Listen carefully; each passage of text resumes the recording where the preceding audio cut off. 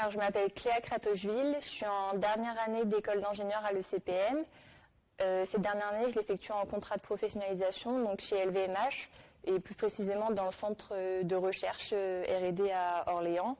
Et mon sujet, c'est la recherche de solutions innovantes pour le packaging cosmétique, notamment packaging à base de papier. Donc cette fresque du plastique était très intéressante parce que c'était un exercice où on était vraiment impliqué physiquement et donc ça permet vraiment beaucoup plus d'échanges entre les étudiants de différentes filières. Donc notamment j'étais en polymère donc j'avais déjà un peu un background sur le plastique contrairement aux autres qui n'ont pas forcément vu ça et donc ça nous a vraiment permis d'échanger.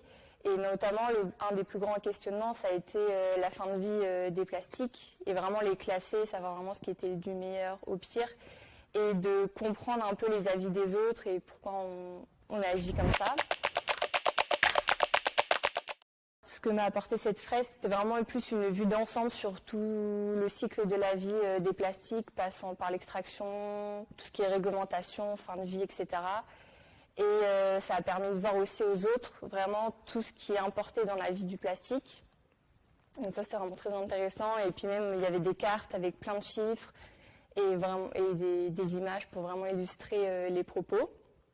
Et la fresque, finalement, on a pu la construire selon notre propre logique et vraiment décider des schémas, qu'est-ce qui était relié ou pas relié. Et finalement, on se rend compte que tout est relié et tout est important dans le cycle du plastique et c'est vraiment intéressant d'avoir cette vue d'ensemble sur la vie.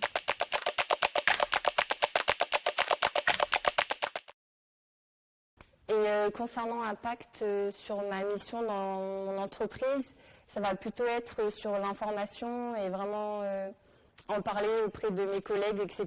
Et pourquoi pas reporter ça à la direction et peut-être compléter la fresque du climat avec cette fresque du plastique, vu que finalement le packaging, ça représente un énorme pourcentage des plastiques, donc peut-être très intéressant pour tout le monde d'avoir ces informations.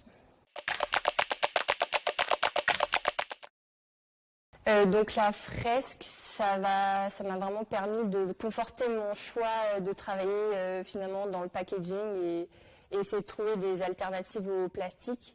Donc ça, c'est indéniable que je vais rester dans ce domaine-là.